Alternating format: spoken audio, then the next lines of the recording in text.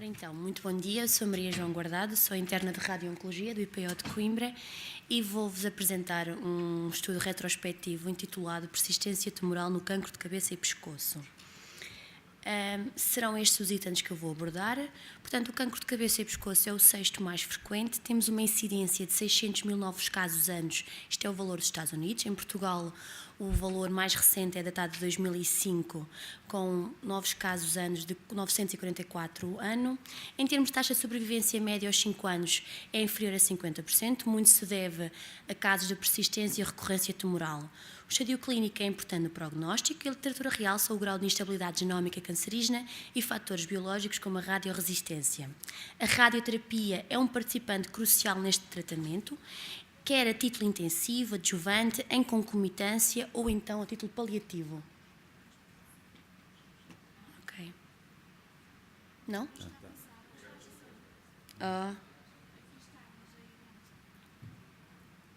Ok. O nosso objetivo do nosso trabalho é então caracterizar o grupo de doentes com carcinoma espinhocelular de cabeça e pescoço que foram tratados no IPO de Coimbra e onde se verificaram persistências tumorais. E nós definimos persistências tumorais como manutenção da doença oncológica ou persistência da mesma pós-término de tratamento oncológico. Houve então uma análise estatística dos doentes com carcinoma espinhocelular de cabeça e pescoço que foram tratados no IPO de Coimbra entre os anos 2007 e 2013 a título intensivo. Os dados foram recolhidos do Registro Clínico Eletrónico Response, que é um programa que nós temos que foi desenvolvido pelo Departamento de Física da Universidade de Aveiro em parceria com o nosso serviço e o Serviço de Física Médica. A nossa população teve um N de 425 doentes, com 359 homens e 66 mulheres, com uma idade média de 57,9 anos. Este é o layout do nosso programa, onde nós registramos os efeitos agudos, os efeitos tardios e onde há também depois um apontamento de resposta ao tratamento, do tratamento instituído, de persistências, metástases, e é assim que nós então recolhemos estes dados. A localização mais prevalente foi a laringe, com 23,5%, e cavidade oral, com 19,8%. O estadio mais prevalente foi o estadio 4, com 59,1%, e os doentes foram todos tratados segundo o protocolo de tratamento da instituição, que é baseado nas guidelines internacionais. Portanto, do nosso N 425, tivemos 43,9% dos doentes tratados com radioterapia concomitante, 72,8% com cisplatina e 19,3% com cetuximab, 33,5% foram tratados com radioterapia a título adjuvante e 16,3% com radioterapia a título intensivo. Em termos de técnica de radioterapia de planeamento, 84,2% foram tratados com IMRT. Em termos de follow-up médio, tivemos um follow-up de 15,3 meses e o valor máximo foram 73 meses. Deste nosso N 425, obtivemos 82 persistências, portanto, estamos a falar de uma percentagem de 19%, 73 no sexo masculino e 9 do sexo feminino. A localização das persistências, portanto, cavidade oral com 26,8% e orofaringe com 24,4%. Em termos de estadio, verificamos que 83% das persistências ocorreram em estadio 4 e 11% de estadio 3. Em termos de tratamento, 53,7% de persistências foram tratados com radioterapia concomitante, 53,2% com cisplatina e 40,4% com cetuximab, 26,8% das persistências foram em doentes tratados com radioterapia a título adjuvante e 13,4% das persistências com radioterapia a título intensivo. Em termos de técnica de radioterapia, 92% foram tratados com IMRT.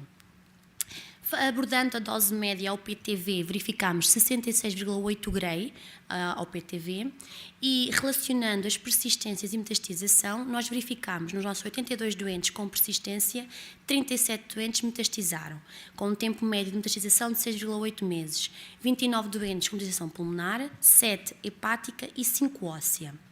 Da nossa população com persistência, os 82 doentes, 48 faleceram com uma sobrevida média de 10,7 meses. Discutindo, estudos alertam para a necessidade de identificar estes doentes com radioresistência para que se possam definir subgrupos, onde se possa haver então uma atitude terapêutica mais agressiva sobre o volume de tratamento e que também se possa perceber a importância da hipóxia na radioresistência. Estudos recentes demonstram também que uma diversidade de genes está envolvida na radioresistência e que os polimorfismos associados determinam as manifestações clínicas. Em termos de conclusão, constatou-se que não existem dados na literatura científica sobre as persistências e que muitas vezes há uma grande confusão de conceitos entre persistência e recorrência. Conclui-se que mais estudos devem ser levados a cabo. Eu não tive forma de comparar os meus valores da instituição com a literatura e, apesar das inovadoras moléculas terapêuticas e de técnicas avançadas em radioterapia, que nos permitem conformar altas doses de radiação aos volumes-alvo e minimizar as doses aos tecidos são adjacentes, continuamos a verificar percentagens significativas de persistência no cancro de cabeça e pescoço. O nosso valor, 19%. Por isso mesmo, estes casos de radioresistência deveria-nos ser mais fácil identificá-los para que haja um escalamento de dose, para que possamos ter então uma radioterapia mais eficiente, individualizada e para isso mesmo estudos radiobiológicos devem ser desenvolvidos de forma a sermos então mais eficazes. E é esta a minha apresentação, sim, do modo rápido. Vamos embora? Ou ficamos aqui? Eu queria lhe fazer uma pergunta. Portanto, na sua série, primeiro... Mostra a população que nós temos, os 425 doentes, o nosso total de doentes. Não, em primeiro lugar, gostaria de saber, esta nova plataforma de registro, sim, é uma plataforma de registro que está disponível só no hospital? Sim, ou só connosco. E tem a intenção de também atestar e Poderá, apresentar à comunidade? Poderá ser uma hipótese. Neste momento foi só a Universidade de Aveiro que desenvolveu, em parceria connosco, e nós estamos a utilizá-la. Neste momento estamos a utilizá-la já em mais pleno, porque nós, por exemplo, estes dados começámos a introduzir dos dados de 2007, mas os dados foram introduzidos agora recentemente. Nós, neste momento, é que estamos a pôr todos os doentes, recidivas, reirradiações, casos Estão a paliativos. testá-la neste momento? Sim, neste momento está em pleno, e antigamente não, mas sim, era uma boa hipótese. Acho que a Universidade de Aveiro depois no fim. A segunda questão é, os doentes que considerou persistência foram os doentes que foram submetidos a tratamento com quimiorradioterapia, mas então, que tinham ou não sido tratados com cirurgia. É isso, pronto. Isto é um dos lapsos ainda da apresentação, porque nós não conseguimos ter essa informação toda. Aquilo que nós falamos mais é da radioterapia e temos a noção dos que fizeram radioterapia e a título a que fizeram.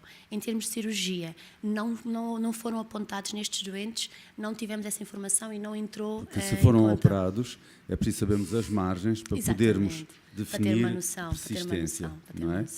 E em relação aos tumores que assumiram, os que não foram operados, os que assumiram que foram tratados de princípio com quimiorradioterapia, persistência foram aqueles em que mantiveram nos exames imagiológicos ou outros a doença. Quais foram esses exames imagiológicos? TAC cérvico-torácica é o nosso predominante.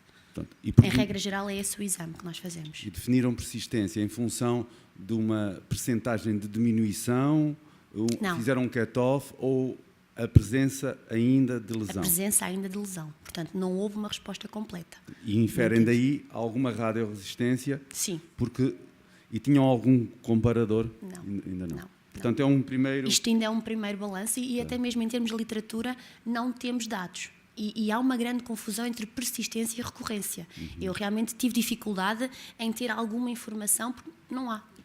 Em relação ao PET, vocês utilizam para estadiamento ou para o controle de... Não é regra geral, não é ainda a regra geral. O regra geral é realmente como método de avaliação, antes e depois, ataque cérvico-torácica. Em alguns casos, a ressonância permite-nos ter uma melhor definição de margens em laringe, mas a PET ainda não é. E isso é uma coisa que está agora a ser em voga e que até o nosso Serviço de Física Médica falou, que há estudos em que eles querem utilizar um novo radiofármaco na PET que seja mais sensível a este valor da hipóxia e que nos permita depois no fim ter uma radioterapia mais individualizada sobre essa região e aí o escalamento. Pronto, mas ainda não, ainda é tudo muito em estudo. Quer esse estudo também é estudo ainda, é um novo radiofármaco sobre a PET, mas tudo estudo ainda. Pronto, Sim, isto é tudo ainda valores iniciais. Obrigado. Alguma pergunta da audiência? Se não há, muito obrigado. Muito bom dia.